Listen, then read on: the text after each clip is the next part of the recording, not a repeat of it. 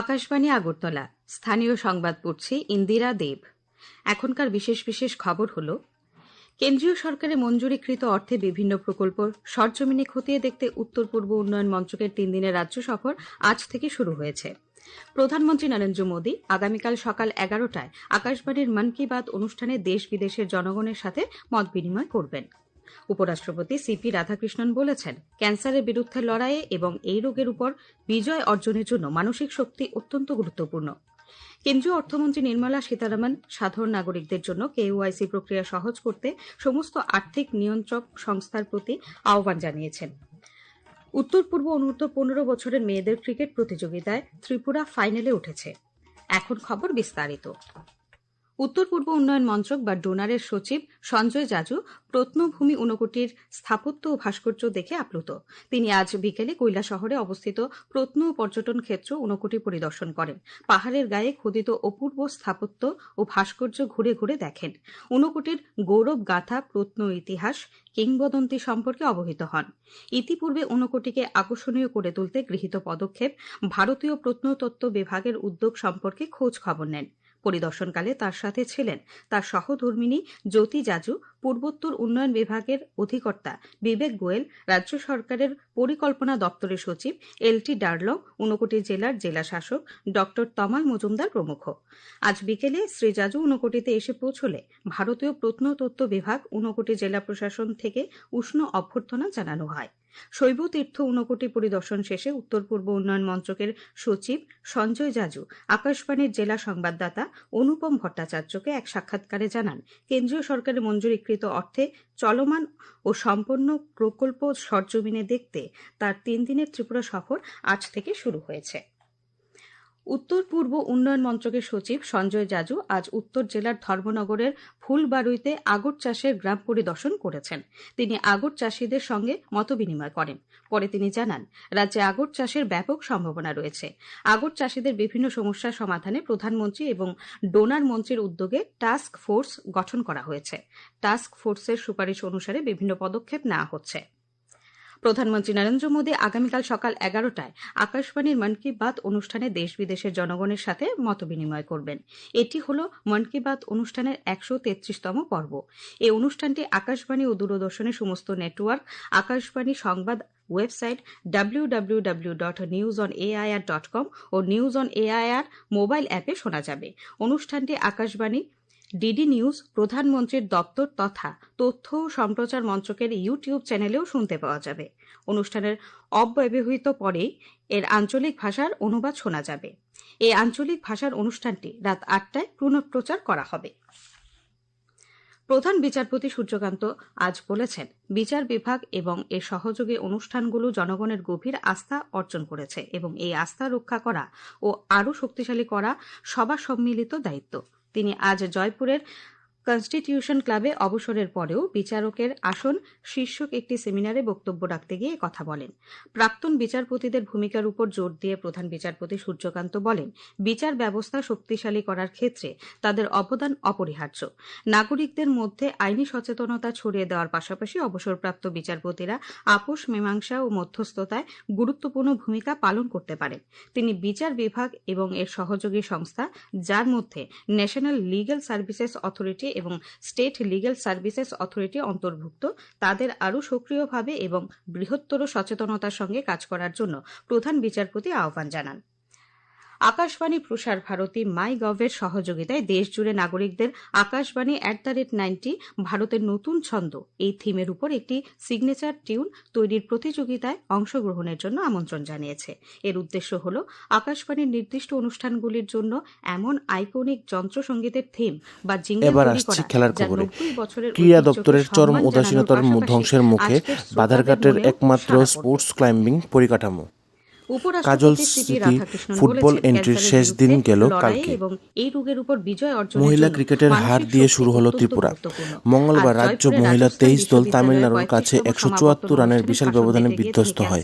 তামিলনাড়ু 50 ওভারে করা 267 রান 6 উইকেটের সামনে ত্রিপুরার জবাবি লড়াইয়ে মাত্র 93 রানের মধ্যেই সবাই আউট হয়ে যায়। ওভার খেল 32.5। প্রথম ম্যাচেই থেরাপির সাম্প্রতিক চিকিৎসা অগ্রগতি একটি উৎসাহব্যঞ্জক আবহাওয়ার খবরে আজকে ত্রিপুরার বিভিন্ন জায়গায় হালকা বৃষ্টিপাত হওয়ার সম্ভাবনা আছে এবং আজকে আকাশ মেঘলা থাকবে। চিকিৎসার সুযোগ পাওয়া যাচ্ছে। এই অনুষ্ঠানে রাজস্থানের রাজ্যপাল হরিভাউ বাগদে সফল যক্ষ্মা নির্মূল অভিযানের মতো একটি নিবেদিত ক্যান্সার মুক্ত রাজস্থান অভিযানের প্রয়োজনীয়তার উপর জোর দেন। রেজিস্ট্রার জেনারেল ও সেন্সাস কমিশনারের কার্যালয় জানিয়েছে 2027 সালের আদমশুমারির জন্য জাতীয় টোল ফ্রি হেল্পলাইন নম্বর 1855 এখন সমস্ত রাজ্য এবং কেন্দ্রশাসিত অঞ্চল জুড়ে চালু হয়েছে। এটি আঞ্চলিক ভাষা ও ইংরেজিতে বাড়ির তালিকা তৈরি ও গৃহ গণনা সংক্রান্ত নির্দেশনা প্রদান করে। এই পরিষেবার লক্ষ্য হল অংশগ্রহণকে সহজ করা, স্বচ্ছতা নিশ্চিত করা এবং এই গুরুত্বপূর্ণ জাতীয় কার্যক্রমে নাগরিকদের কার্যকরভাবে অবদান রাখতে সহায়তা করা। ত্রিপুরা গ্রামীণ ব্যাংক কর্মচারী সমিতি এবং ত্রিপুরা গ্রামীণ ব্যাংক অফিসার্স ইউনিয়নের চতুর্থ যৌথ রাজ্য দ্বিবার্ষিক সম্মেলন আজ আগরতলায় অনুষ্ঠিত হয়। সম্মেলনে উপস্থিত ছিলেন national federation of RRB bank officers অ্যাসোসিয়েশনের সভাপতি চয়ন সিং রাওয়াত। তিনি বলেন, গ্রামীণ ব্যাংক অফিসার্স অ্যাসোসিয়েশন চাকরির সুবিধা নিশ্চিত করা এবং স্পন্সর ব্যাংকগুলোর সাথে বেতন সমতার জন্য লড়াই করার ক্ষেত্রে গুরুত্বপূর্ণ ভূমিকা পালন করে।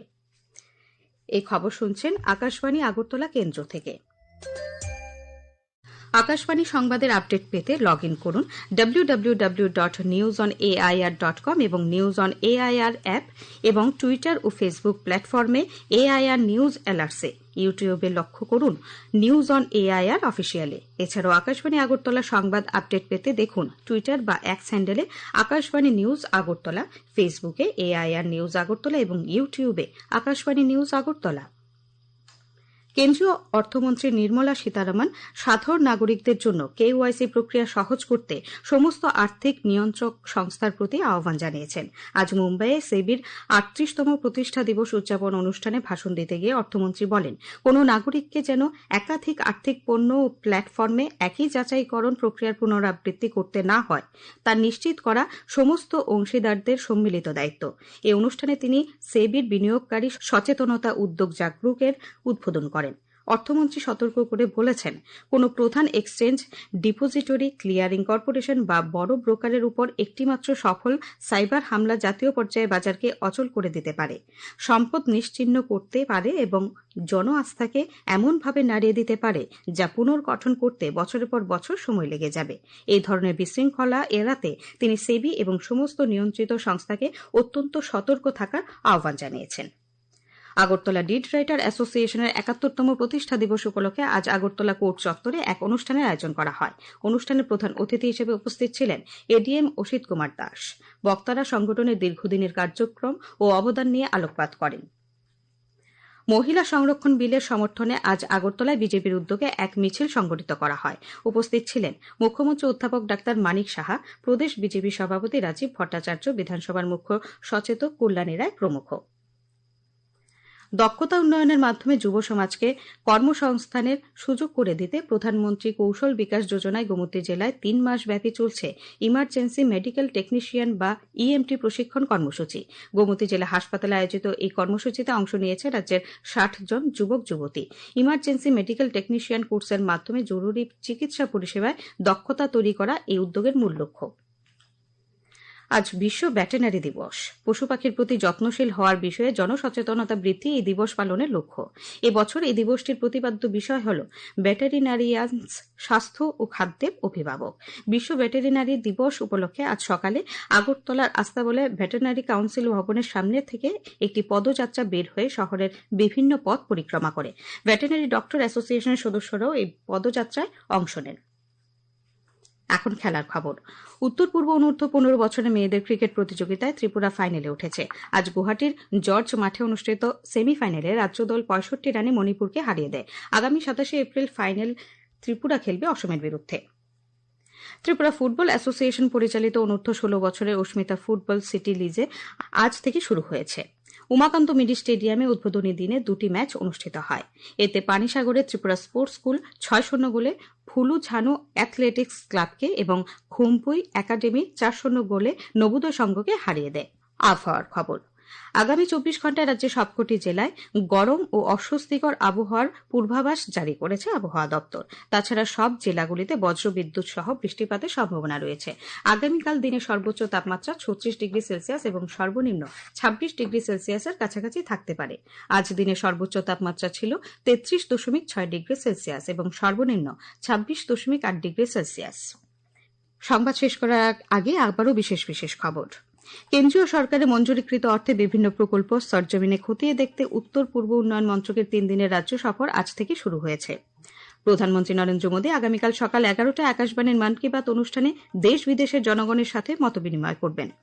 উপরাষ্ট্রপতি সিপি রাধাকৃষ্ণন বলেছেন, ক্যান্সারের বিরুদ্ধে লড়াই এবং এই রোগের উপর বিজয় অর্জনের জন্য মানসিক শক্তি প্রয়োজন। কেন্দ্রীয় অর্থমন্ত্রী নির্মলা সীতারামন সাধারণ নাগরিকদের জন্য কেওয়াইসি প্রক্রিয়া সহজ করতে সমস্ত আর্থিক নিয়ন্ত্রক সংস্থার প্রতি আহ্বান জানিয়েছেন। উত্তর পূর্ব অনূর্ধ্ব 15 বছরের মেয়েদের ক্রিকেট প্রতিযোগিতায় ত্রিপুরা ফাইনালে উঠেছে। স্থানীয় সংবাদ আজকের মতো এখানেই শেষ হল। পরবর্তী বাংলা স্থানীয় সংবাদ প্রচারিত হবে আগামীকাল সকাল 7:35 মিনিটে।